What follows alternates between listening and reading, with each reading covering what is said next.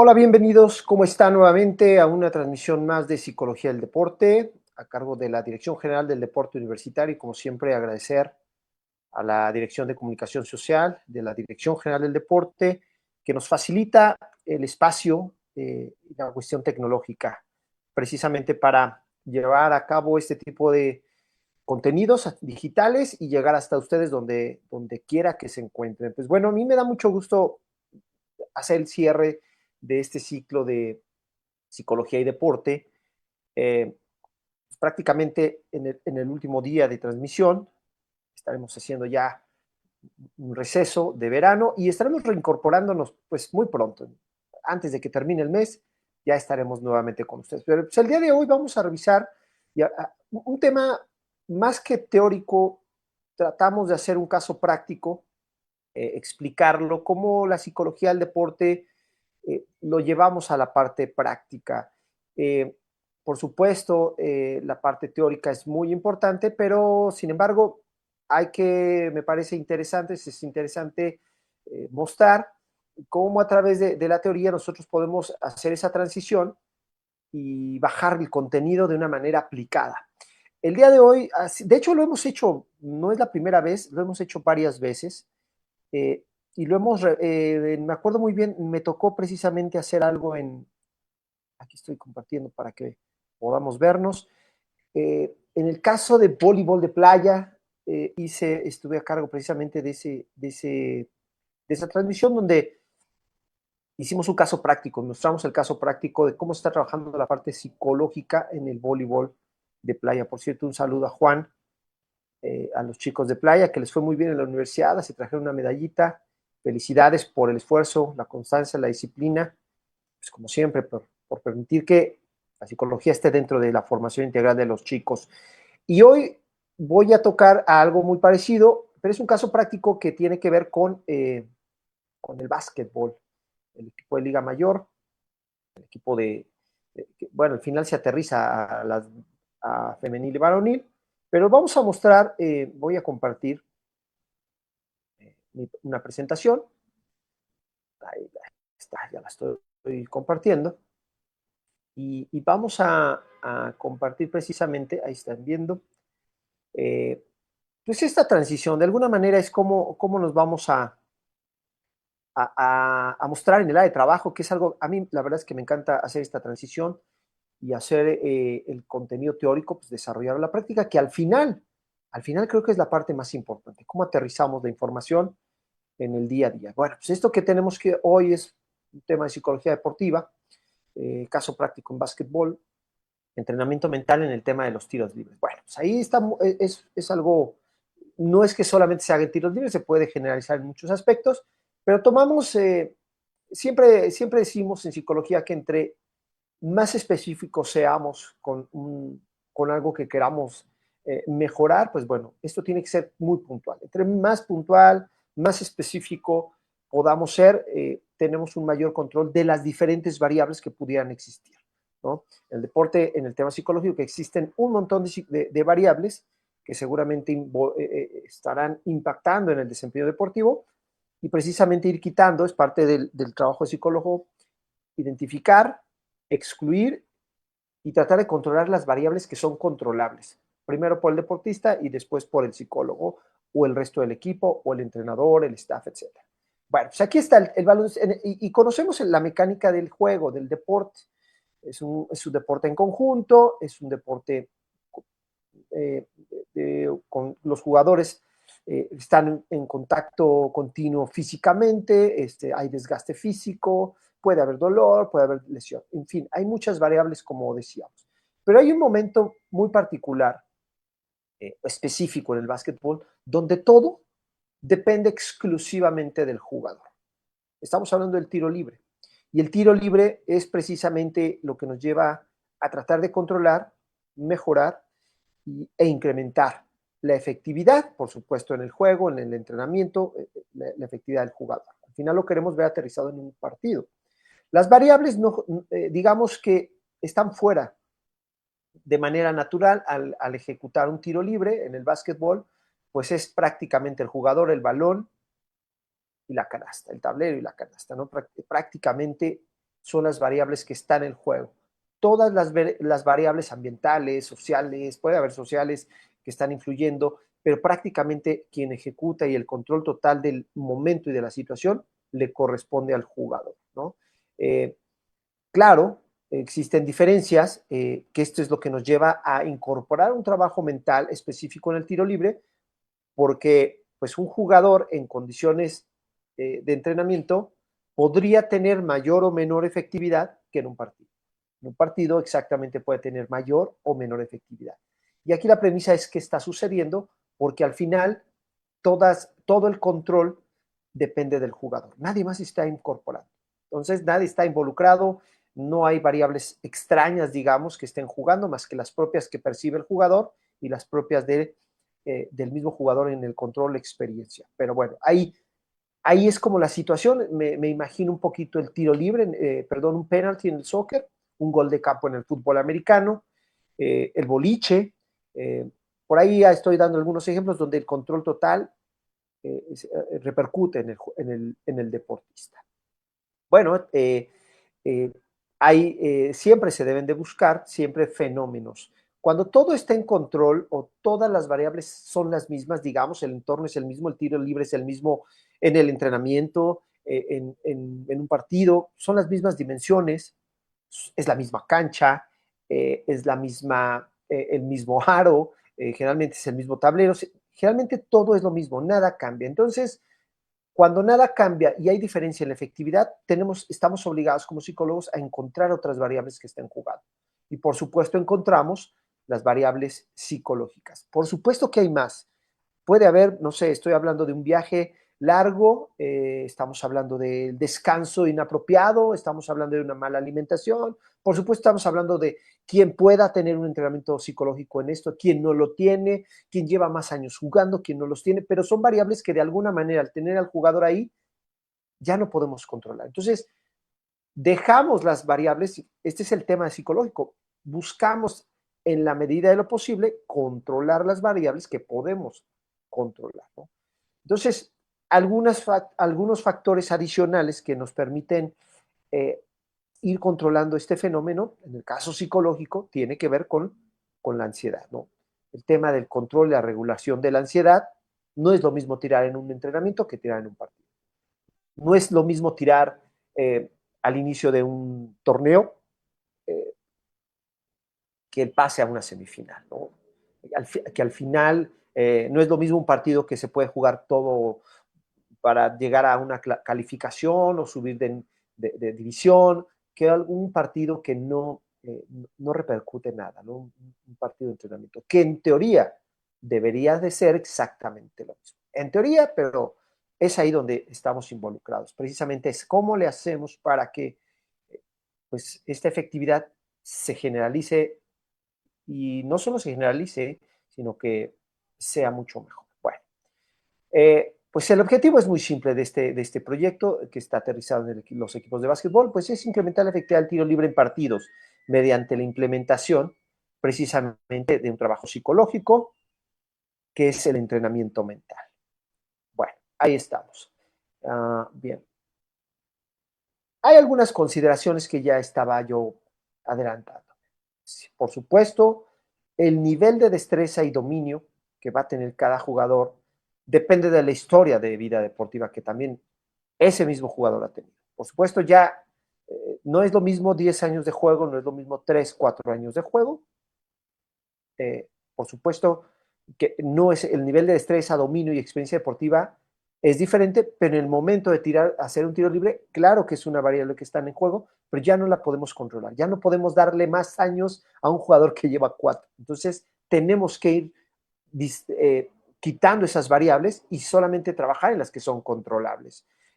Capacidad natural, atencional y concentración, y este es un tema también que se ha desarrollado a nivel de la experiencia del jugador, pero también hay una carga, nos guste o no, genética heredada que permite tener una capacidad mayor de atención, de concentración, de control de la ansiedad, que es el punto 3. Entonces tenemos aquí dos condiciones que tampoco podemos cambiar. La experiencia, la habilidad y destreza natural y la parte genética heredada, en tanto en la parte mental como en la parte atlética del jugador. Y como vimos, pues no los controlamos. Ya el que le heredaron su 1.80 va a ser bajito, pero el que la genética fue favorable, le dieron su 1.90 o 2 metros, pues bueno, ya tampoco la podemos controlar, más que en el tiro libre, insisto, controlar lo que es controlar. Ese es el tema psicológico. Es muy interesante porque aquí voy a hacer un paréntesis. Los psicólogos a veces tenemos que hacer una labor como yo le digo, hago la analogía como detective, porque tenemos que encontrar todas las variables que están en juego e ir descartando o ir identificando si es controlable o no. Y las que no son controlables, pues bueno, como decimos por ahí, pues ¿para qué me desgasto si no voy a poder controlar algo que no esté en mis manos? Pero sí, las variables que controlamos tienen que ser involucradas, tomadas en cuenta para poder mejorar aspectos conductuales, aspectos mentales, aspectos sociales. Bueno, entonces ahí está el trabajo psicológico un poquito desmenuzado. Y vámonos de lleno. ¿Qué variables psicológicas estamos considerando en esta actividad? Bueno, pues por supuesto ya lo decía yo. Una atención centrada en el balón, por supuesto en la canasta. Realmente es donde deberíamos de estar, por un lado. Pero también tenemos una atención del jugador centrada en su propio organismo. ¿Qué está pensando? ¿Qué se está diciendo? ¿Qué está imaginando? ¿Cómo está percibiendo las cosas? Entonces, estamos hablando de una atención. La atención es en dónde voy a poner mis sentidos. Los sentidos son esas antenas que van a estar jugando todo el tiempo, 365 días del año, 24 horas al día. Son esas antenitas que aunque nosotros no es conscientemente no estemos atentos en algo, mi cerebro, a través de mis sentidos, detecta el entorno y es entonces como puede generar o influir en el organismo. A veces, o la mayoría de las veces, no somos conscientes de estas señales de alerta del cerebro o detección de estas señales de alarma. A veces no somos ni siquiera jugadores, nadie. A veces no somos, o la mayoría de las veces no somos conscientes, pero nuestros sentidos detectan, envían la información al cerebro, el cerebro procesa, y de acuerdo a la experiencia de vida, la experiencia de aprendizaje, la experiencia de esas mismas situaciones, el organismo o el cerebro interpreta y genera una cadena de emociones, diría yo, acompañadas de pensamientos, de ideas, de sensaciones, que es lo que nosotros detectamos a nivel de comportamiento del organismo, en donde ya lo vemos dudoso, con miedo, inseguro o seguro. Entonces, todo este trayecto lo explico precisamente porque es donde tenemos que incorporar. Afuera, el entorno no lo conozco, no lo domino, no lo controlo, pero sí controlo, de hecho, tampoco controlo la percepción de mis sentidos, lo que está percibiendo. Es más, tampoco controlo la información que está entrando en mi cerebro. Ahora, el cerebro, lo hemos hablado muchas veces en estos espacios, tiene una función de protección. Ataca o huye, pero huir no es tampoco es tan malo, ya lo hablaremos en otra ocasión. Pero en ese sentido, el cerebro genera una información que interpreta como amenaza y huida. Bueno, pues el jugador entonces tomará una decisión. Y quisiéramos que siempre fuera ataca, enfrenta, aunque no necesariamente es lo mejor en ocasiones. O para el organismo o para el jugador a veces no es la mejor salida. Y se vale. Es precisamente el cerebro, el eje rector, que no se equivoca, y esto es bien importante aclarar, no se equivoca. Está tomando la mejor decisión en función de la regla más importante para la cual está programado un cerebro, que es sobrevivir evitando el daño físico o evitando el daño emocional. Bueno, pues por ahí ya hablaremos de, entonces, ¿por qué entendemos que se puede sabotear a una persona? Porque es más fácil sabotear y salirse del partido. Yo no puedo con esta carga. El cerebro funciona muy bien. Sin embargo, es aquí donde entra el trabajo psicológico, porque la interpretación puede ser de amenaza, pero yo de manera inconsciente, además lo siento, mi cuerpo reacciona, mi cuerpo tiembla, tengo menor probabilidad de control muscular, pues eso va a afectar un tiro libre. Pero entonces yo, de manera consciente, que es aquí donde hacemos el trabajo, buscamos que esa información amenazante la cambiemos, la ajustemos, la transformemos y de manera consciente echemos a andar nuestros recursos psicológicos para tener control del organismo, de nuestros pensamientos. Y en pocas palabras yo les diría ahí, tengamos el control de nuestra mente inconsciente. ¿Qué trabajote? De verdad que uno podría decir, ay, pues se oye fácil, ¿no? ¿Sí? Que se concentre, que se relaje. Bueno, el proceso psicológico para que alguien se concentre y se relaje, pues no es de un día. Si el jugador tiene 10 años jugando, pues, y no lo ha hecho bien, pues su cerebro tiene 10 años de hábito funcionando de esta manera y pues porque llegue el psicólogo o el entrenador y le diga, concéntrate, pues el cerebro no va a hacer caso, o sea, no te va a hacer caso realmente. Para el cerebro, lo hemos dicho, el básquetbol, como cualquier otro deporte, no es prioritario. Socialmente existe y se le da socialmente una importancia, pero para el cerebro pues, no lo vamos a quitar de su forma de organización, de hecho, para sobrevivir. Entonces, esto es un invento, socialmente nos forma, nos educa, tiene beneficios importantísimos en la salud, en todos los sentidos del ser humano, pero tampoco, pero no por eso el organismo va a dejar de quitar una prioridad que es sobrevivir en lo físico o en lo mental y darle una prioridad a lo otro. Es decir, el atleta siempre va a estar peleando contra su cerebro, siempre va a estar desafiando su lado inconsciente, su lado, porque esta parte inconsciente responde de manera automática, no pide permiso para salir. Te sientes nervioso, no te dice, Juanito, Carlitos, ¿puedo estar nervioso en el tiro libre? No te dice, se siente, te asalta.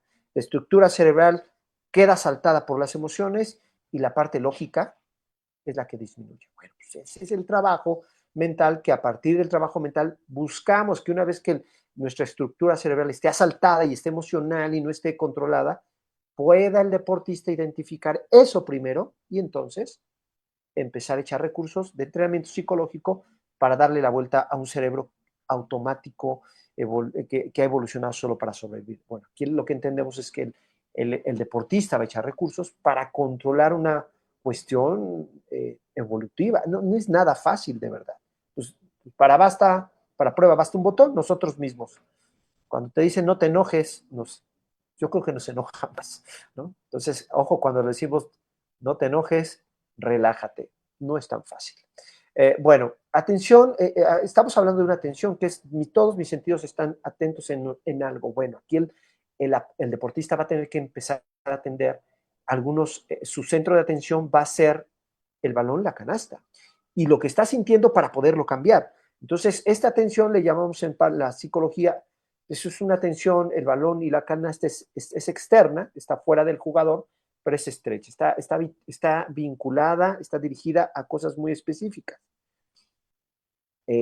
Limitamos o buscamos limitar la atención externa, la que está fuera, amplia, que es el público, que es el ruido, que son los jugadores rivales, que es el marcador, que es todo lo que está afuera, las luces, los gritos que te están diciendo en contra, todo eso es una atención externa fuera del jugador amplia. Entonces aquí lo vamos a entrenar para que esa atención amplia quede ignorada por tus sentidos, porque al ser amenazante el cerebro va a estar atento a ello y tenemos que hacerlo atento a que tenga o priorice una atención externa, sí afuera, no amplia, sino estrecha. Eh, balón y canasta, tablero, ¿no? Y por supuesto hay que desarrollar una atención interna centrada en el organismo amplia. ¿Por qué amplia? Porque el jugador va a tener que centrarse en su corazón de la misma forma como lo va a hacer en el cerebro, en sus pensamientos, en su diálogo, en su ejecución, en su postura. Entonces no es en una sola cosa, si fuera solo en el ritmo cardíaco, diríamos interna estrecha, pero aquí es interna en el organismo, pero atendiendo una serie de estímulos amplia. Entonces ahí va el entrenamiento. Bueno, hay una identificación también, por supuesto, dentro de la atención interna amplia, que tenemos que ver con el nivel de ansiedad que tiene el jugador. Todos los jugadores funcionan de diferente manera. Algunos tendrán más precisión, muy relajados, con un latido cardíaco bajito, otros en un rango un poco más acelerado. El ritmo cardíaco es un indicador, de alguna manera, junto con los pensamientos, de cómo estamos teniendo el nivel de ansiedad.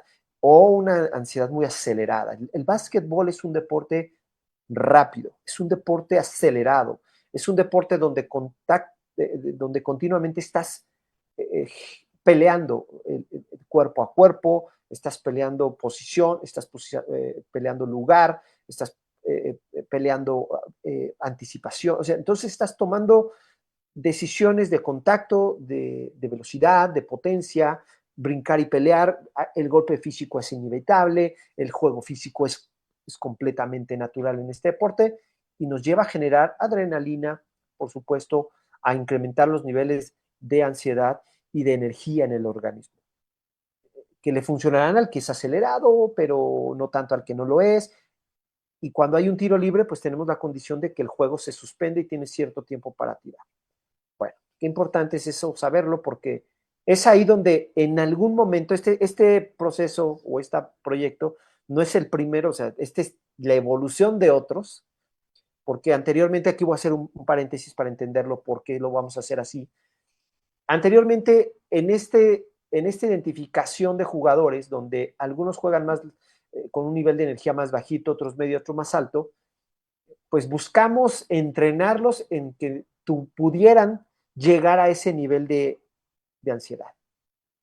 Cosa no tan fácil, porque para que el jugador que está muy acelerado y tenga que tirar en poquito tiempo, pues bueno, a veces la retroalimentación que recibí de los proyectos pasados es que no alcanzo a regresar como a ese nivel de ansiedad, porque a veces es muy poco tiempo el tiempo que tienes para tirar. Entonces, eh, fue muy difícil para muchos jugadores llegar a ese nivel de ansiedad. Fue la primera retroalimentación, ¿no? Entonces, algo que dio la evolución a esta versión, digamos 2.0, no sé cómo llamarle, este proyecto 2, tiene que ver no solo con identificar el nivel óptimo de ansiedad, sino la verdad es que quise ser un poco más ambicioso con los jugadores y no solo llevarlos al nivel de ansiedad, sino, por supuesto, llevarte a un nivel de ansiedad que te permita funcionar, pero no solo eso, te voy a entrenar o vamos a entrenar para que puedas ser efectivo en un nivel de ansiedad bajo, medio o alto.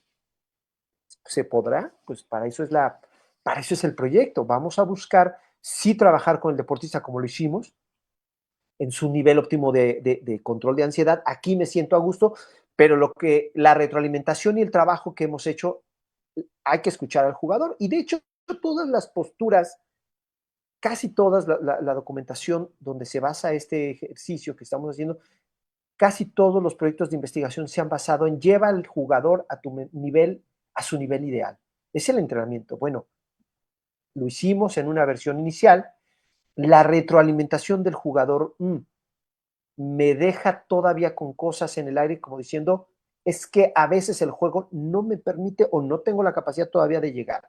Bueno, se conjuga capacidad, tiempos, son estudiantes, no son profesionales, y entonces tengo que buscar una forma en donde busquemos mejorar si está en su nivel óptimo, pero si está muy acelerado o si está muy poco activado. ¿Ambicioso? Pues yo esperaría que sí, porque lo que estamos buscando es que funcione de todas maneras, porque lo que le ha costado al jugador es el tiempo de recuperación para entrar en ese estado. Se puede, hay unos que lo han logrado, pero ahora vamos a ampliar esto a decir, no solo funcionas con tu nivel óptimo de ansiedad, sino vamos a buscar que funciones súper acelerado o cuando ni siquiera tengas ganas de estar jugando, tú tranquilito. Entonces, vamos a buscar que funcione ahora sí que en cualquiera de los niveles de ansiedad. Un poco atípico este tipo de proyecto porque todos buscan llevarlo a su mejor óptimo. Yo estoy rompiendo con esta idea, digo, vamos a buscar que esto funcione de otra manera. Bueno, de eso se trata la psicología un poco. Regulación de la ansiedad, el jugador tendrá que, esta variable que es ansiedad, la va a tener que aprender a regular. Sí, sí o sí, esté donde esté, la va a tener que llevar a donde quiera, que esa es la apuesta un poquito. Me acelero, me relajo. Desarrollo de confianza, por supuesto, dentro de las variables que van a estar jugando y considerando en el trabajo de entrenamiento, pues es un diálogo, es visualización y otras más que por ahí las voy a tocar. Por supuesto, la simulación competitiva es algo importante dentro del entrenamiento. Dentro de juegos se va a estar, los entrenamientos de práctica son importantes y el juego mismo también. esa es la parte más importante donde nosotros vamos a poder jugar con variables donde difícilmente podemos controlar o generar presión en el jugador en un entrenamiento. Por más que queramos hacer, es muy difícil. Pero podemos complicarle la cosa al jugador, que es ahí donde voy. Bueno, pues ahí hay un método que estamos haciendo, no es un trabajo al 100% científico, aunque sí lo puedo, bueno, sí, tomado de la ciencia, estamos haciendo un proyecto de trabajo de investigación. De alguna manera esto le doy un formatito así, un poquito más académico, eh, aprovechando el ejercicio. Bueno, pues es un método hipotético deductivo. Estamos suponiendo que a partir de un entrenamiento en atención y concentración y en diferentes variables en jugadores de básquetbol, va a mejorar el porcentaje de efectividad en tiros libres. Por supuesto, es un método cuantitativo porque todo, y aquí creo que es algo importante, el tema psicológico generalmente, o la mayoría de las veces, hay un interrogante para muchos, sobre todo los que no son psicólogos. ¿Cómo sé que mejoro?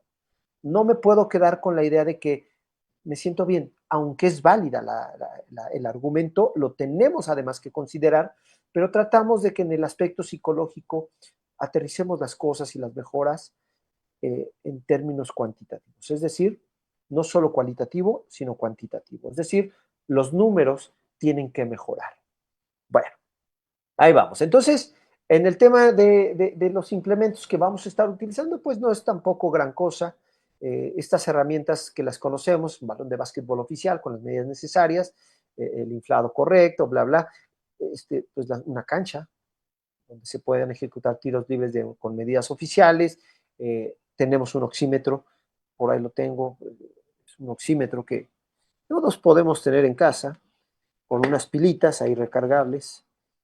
Es algo así, estoy viendo el monitor, algo así, un oxímetro que podemos usar para medir el ritmo cardíaco y que los chicos vayan asociando la ansiedad hacia el ritmo cardíaco, cómo se están sintiendo, o algún gadget que pueda medir el ritmo en las pulsaciones.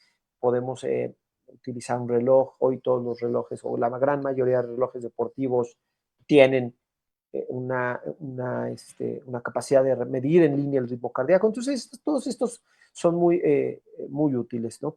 Por supuesto, también tenemos que tener un registro de seguimiento de la efectividad y, por supuesto, de las habilidades mentales.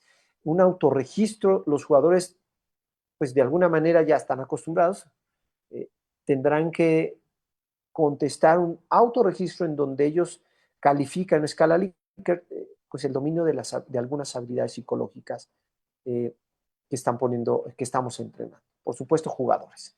Sin jugadores esto no es posible. Y bueno, pues aquí vámonos por las fases o las etapitas, un poquito para detallar cómo se va a hacer.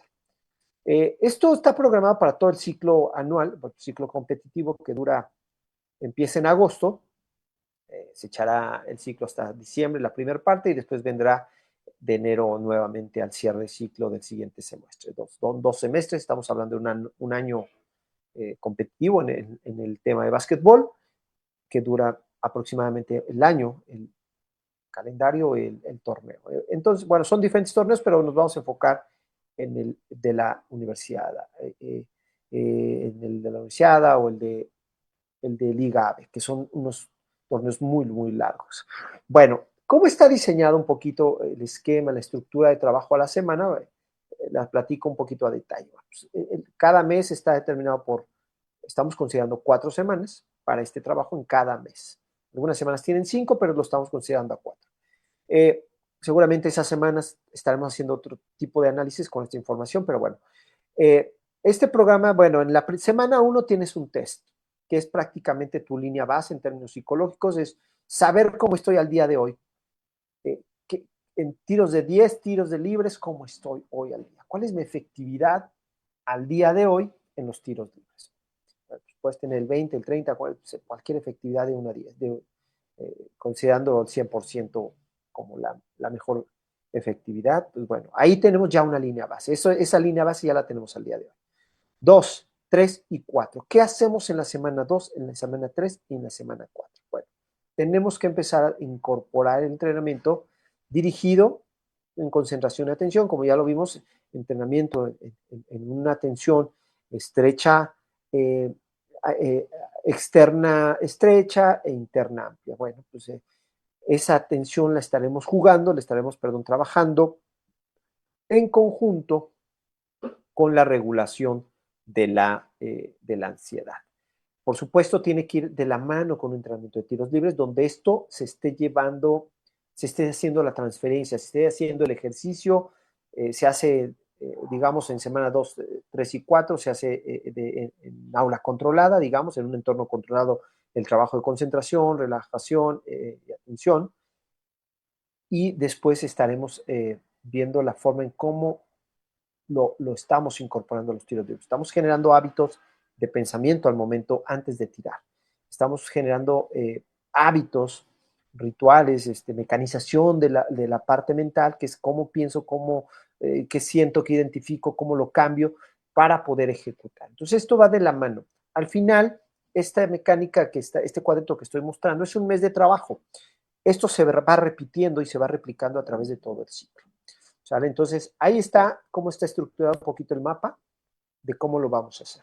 Pero en el sistema de trabajo de los tiros libres hicimos algo un poquito diferente, eh, buscando, buscando una premisa. Tenemos que ir un poquito de menos a más. ¿En qué sentido? Empecemos con lo fácil y vayamos con lo un poquito complicando. Al final tenemos que entender que tenemos que jugar con los estímulos que el jugador recibe para poderle complicar, para poderle sacar de foco, para poderlo desgastar, para que él tenga mayor exigencia al momento de incorporar los recursos que está, para los cuales se está entrenando en la parte mental. Y aquí el sistema, obviamente siempre les digo, no llegamos a un nivel de presión de un partido, pero el hecho de que un jugador sea capaz de eliminar estímulos que le estén afectando atención y concentración, en esa medida ese entrenamiento será efectivo para poder en un partido con presión de la misma manera echar sus recursos psicológicos para aislarse de lo que se tenga que aislar y enfocarse en lo que se tenga que enfocar. Entonces el trabajo va de esta manera. Diseñamos 12 niveles, digamos, niveles de seguimiento, son 12 niveles de mejoría, como le quieran llamar, porque todos empezaron haciendo 10 tiros libres en el nivel 1, aquí lo estamos viendo, con un ritmo cardíaco abajo de 90 latidos por minuto, muy relajaditos, ellos ya antes previamente han tenido sesiones de cómo relajarse, es un entrenamiento, así de un día a otro no es tan fácil, pero bueno, los buscamos que aprendan a relajarse. Esto me ayuda también a que ellos vayan teniendo ese entrenamiento en relajación, que ya lo tienen muy establecido, ya lo hacen. Por supuesto es el nivel 1. Ahí harán sus 10 tiros libres y se va a registrar. Ahorita les voy a mostrar en la hoja de registro cómo está diseñada. Después tenemos quien logre, porque aquí hay una condición o un criterio para pasar al siguiente nivel, es quien tenga una calificación igual o mayor o igual a 80%, mayor a 80 o igual, es decir, 8 tiros de 10, pasa al segundo nivel. Si no podemos generar esa eficacia, no vamos a poder pasar al segundo nivel y cada nivel va a poder pasar o cada jugador va a poder ir escalando niveles siempre y cuando su efectividad perdón, sea de 80 o superior. Por supuesto, ya vimos anteriormente que hay una evaluación mensual donde el jugador a través de este test pues, lo estará haciendo, ¿no? Estará probando su nivel en el que está. Bueno, el segundo nivel lo jugamos mucho con el ritmo cardíaco, que es un poquito el acelere, podemos hacer un poquito de ejercicio, podemos hacerlo trotar, algún tipo de ejercicio físico o de fuerza o de potencia para que suba su ritmo cardíaco y también, también le juguemos al distractor, juguemos al poco control del organismo, por ejemplo, haciendo por ahí unas lagartijas, las manos después del ejercicio tiemblan, se quedan rígidas. Entonces, esta capacidad de entrenar el organismo para relajarse, para mantener en cierto nivel, le va a permitir precisamente jugar con esto. Bueno, aquí buscamos que el jugador tenga la misma efectividad o se entrene en esta misma actividad. No olvidemos que durante 3 semanas se está llevando un entrenamiento donde se va a enfocar, va a aislar, se va a enfocar en algo, se va a relajar o se va a activar precisamente para que la atención se enfoque en lo que se debe de enfocar, pero ahora va a ser la ejecución en tiros con un ritmo cardíaco en un rango de 91 latidos y 120 latidos por minuto. Por eso ahí lo estamos monitoreando con estos gadgets de oxígeno, reloj, cinta de medición de ritmo de pulsación. Entonces, quien logre pasar esto, pues estará pasando a un nivel 3, en donde va a tener que realizar los mismos 10 tiros en el nivel 3, pero con pulsaciones arriba de 120 latidos por minuto. Y ese es el camino que va siguiendo. Después tenemos 10 tiros libres con ruido. ¿Sí? La variable va siendo la misma, 90 latidos por minuto con un distractor auditivo, que es el ruido. Seguiremos con el ruido, pero a 90 y 120, seguiremos usando el ruido con más de 120 latidos por minuto. Es decir, estamos incorporando variables que están fuera de su control, que él tiene que aprender a eliminar. Por supuesto, en los 3 rangos de ritmo cardíaco. Por supuesto, después vámonos con un estímulo visual. Podemos jugar mucho con los ojos. La forma más fácil es bloquearle los ojos, aunque podemos ahí hacer algunos ajustes donde podemos generar movimiento con algunos popotes enfrente de él, que es lo que normalmente se suele hacer en el básquetbol en las tribunas de enfrente, generar estímulos. Pero los ojos cerrados lo consideramos precisamente para favorecer la, la mecanización del movimiento, aunque podemos, por supuesto, hacer ajustes. Todo esto se lleva el proceso, después podemos irlo ajustando. Y los ojos cerrados, igual de la misma forma, estará 10 tiros libres, con 120 latidos, entre 91 y 120, más de 120 latidos por minuto. Bueno, ahí estamos jugando con el ritmo cardíaco y el distractor visual, que no es un distractor en este caso, pues le quitamos la vista para favorecer un poquito la mecanización.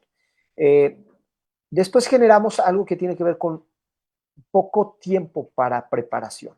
Aunque sabemos que no es así el tiro libre, lo estamos buscando que el jugador tenga la capacidad de ponerse a punto en el menor tiempo posible.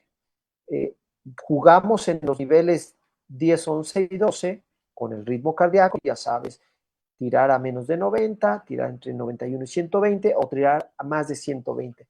Pero aquí la condición es que el jugador está dando la vuelta al tablero, a la canasta, a la señal, gira y tira. ¿Sale? Entonces estamos buscando que la preparación mental sea lo más rápido posible y de la misma forma efectiva o busque superar. ¿Qué es lo que estamos esperando? Bueno, los jugadores irán subiendo su nivel, digamos, de dificultad, de dominio, diría yo. Sin embargo, aquel jugador que no logra pasar un nivel, se queda en ese nivel. Y ese es el nivel en el que estará entrenando. Esto nos va a llevar a tener precisamente un progreso y saber en qué nivel está, a qué nivel de desafío puede estar en este momento, cuál todavía no domina o cuáles les faltarán por dominar, pero estamos de alguna manera identificando el nivel de dominio de las habilidades psicológicas con diferentes distractores o diferentes estímulos. Por supuesto, hay una escala Likert, que esta es una evaluación que se ha hecho ya para conocer las habilidades de los jugadores, donde se califican de 1 a 10 de una manera muy simple su capacidad de control, de atender los estímulos que debe de atender, de durar, que es el tema de la concentración, de durar el tiempo suficiente para poder estar ahí atendiendo estos estímulos, la capacidad de tener un diálogo que antes yo decía positivo, constructivo, pero igual a veces en la práctica podemos identificar que jugadores te dicen es que yo no necesito tener un diálogo positivo, yo necesito tener un diálogo de amenaza negativo, un diálogo refuerzo negativo, inclusive son imágenes mentales no de éxito, Carlos, son imágenes donde me veo perdiendo y es tanto lo que me desagrada perder que eso es lo que me mantiene peleando y ganando o tener un buen resultado. Entonces el autodiálogo positivo yo lo he erradicado de verdad de mi vocabulario y lo cambié por un diálogo que te sume, un diálogo que te sume y una imagen mental que te sume. Porque sí, algunos me decían, entonces estoy mal si me hablo y me digo que no voy a poder. No, si eso, no, porque eso el jugador al final decía, es que eso es lo que me prende, me enoja tanto que me digan esto, que yo me lo recuerdo, me lo digo, me imagino de que la gente me está diciendo, yo también, y eso es lo que me hace salir adelante. El miedo a estar ahí, bueno, pues usa un diálogo que sume. los podemos identificar, los conoceremos y los echaremos a andar. De la misma forma, una imagen mental que te sume. Odio tanto perder, me dice alguien, que el solo hecho de estarlo viendo en mi cabeza me hace funcionar, porque es lo que no quiero. Por eso quitamos el positivo, negativo. Hoy hablo de diálogo que sume, hoy hablo de diálogo, de imágenes que sumen. Ya estamos acabando, ya vi el reloj. Y bueno, pues ahí estamos. Control, por supuesto, del nivel óptimo de ansiedad. Es que tanto estás dominando y llegando al nivel apropiado que quieres tener. Lo estás pudiendo hacer, no lo puedes. Pues en una escala Likert lo podemos hacer. Y este también es otro registro cuantitativo. Este es el registro final donde vamos incorporando las mediciones. Y bueno, aquí está bloqueado obviamente los nombres, pero tenemos que cada jugador tiene un porcentaje en el que él actualmente está. ¿Qué es lo que vemos? Lo hicimos a manera de semáforo para que el jugador vea de una manera muy simple, visualmente hablando, dónde está parado, el entrenador lo vea de una manera muy simple. Estoy en verde, quiere decir que yo tengo de 80 hacia arriba, ese jugador estará presentando el nivel 2 el siguiente momento que se haga el test. Y por supuesto tenemos a alguien que está en un semáforo amarillo, que están entre el rango de 50, 70 porcentaje, ahí está, ¿no? Estos jugadores que no están, de hecho es el 60 y 70, está muy drástico ahí, así lo quisimos poner, que es un rango que no estás ni en el más bajo, tampoco estás en el más alto, estás en un rango medio, en un semáforo amarillo ahí preventivo, sigue trabajando, pero estarán los que están de abajo de 50 para abajo en un semáforo rojo de alerta. Hay que trabajar muy fuerte la parte mental y por supuesto el trabajo de este nivel para poder ambicionar y llegar al otro nivel. Es una mecánica de progresión que invita a la mejoría continua individual y por supuesto al sumar de manera individual sumas de manera colectiva. Y estos datos que están viendo pues son datos ahorita que pusimos al azar precisamente, pero para que vean la mecánica de trabajo. Bueno, ahí estamos. ¿Qué es algo importante? Este es un sistema simple, creo que es algo muy sencillo de poder implementar en un entrenamiento, darle seguimiento por todo el año. Al menos nos da en la parte psicológica control y visibilización del progreso de manera cuantitativa, el progreso mental en el tiro libre, de una manera muy simple. Te lleva a tomar decisiones. Los números nos llevan a eso, a tomar decisiones y a veces también lo digo así, es un reflejo muy claro del jugador. El jugador está viendo una fotografía de su efectividad, cuando uno ve su realidad, pues sirve de muchas cosas. Poner los pies en la tierra, y un entrenador también viendo puede tomar decisiones.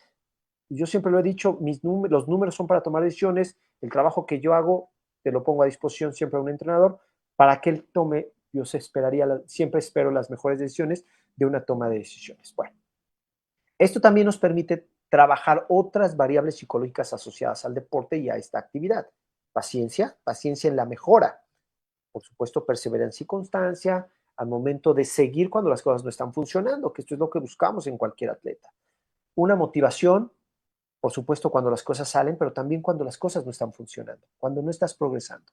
Y por supuesto, tener esa tolerancia a la frustración que todos en el deporte añoran y buscan desarrollar. Bueno, pues este ejercicio, si tú te quedaste 3 meses en un nivel, pues tendrás que ser paciente, tendrás que seguir trabajando, esa perseverancia, paciencia, tendrás que echar a andar estos recursos psicológicos naturales en momentos difíciles para poder salir de esa situación y seguramente mejorar. Bueno, ahí está el trabajo un poquito explicado. Yo espero que si tienen dudas o comentarios los hagan saber. A lo mejor en el en vivo es difícil de pronto identificarlos, vuelvan a ver. Y si hay algo duda o comentario, pues simplemente escriban. Hasta aquí llegamos el día de hoy, justo con este tipo de puesta en práctica. Es un ejemplo práctico de cómo lo aterrizamos en el tema psicológico en la parte mental. En este caso, en un ejercicio muy, muy particular, en una disciplina deportiva que es el básquetbol. Lo hicimos en playa hace un año, lo recuerdo muy bien, hoy lo hicimos en básquetbol. Bueno, pues Ya no hay más comentarios, no hay comentarios, dudas, nada. Yo los invito a que sigan sintonizando estas sesiones de psicología y deporte todos los viernes a las 10 de la mañana. Por supuesto, no se pierdan la programación que Deporte UNAM tiene para todos ustedes a través de la página de Facebook Deporte UNAM, en YouTube, las descargas en las redes sociales. Por supuesto, eh, síganos, comenten, compartan y, por supuesto, hoy el último día, yo les deseo que disfruten, descansen de estas semanitas de descanso para algunos, otros no tanto, pero que las disfruten. Yo agradezco, como siempre, a la Dirección General del Deporte Universitario y los espacios, a la Dirección General de Comunicación Social las facilidades y a todos ustedes por siempre estar al pendiente de la transmisión de Deporte UNAM. Nos vemos pronto.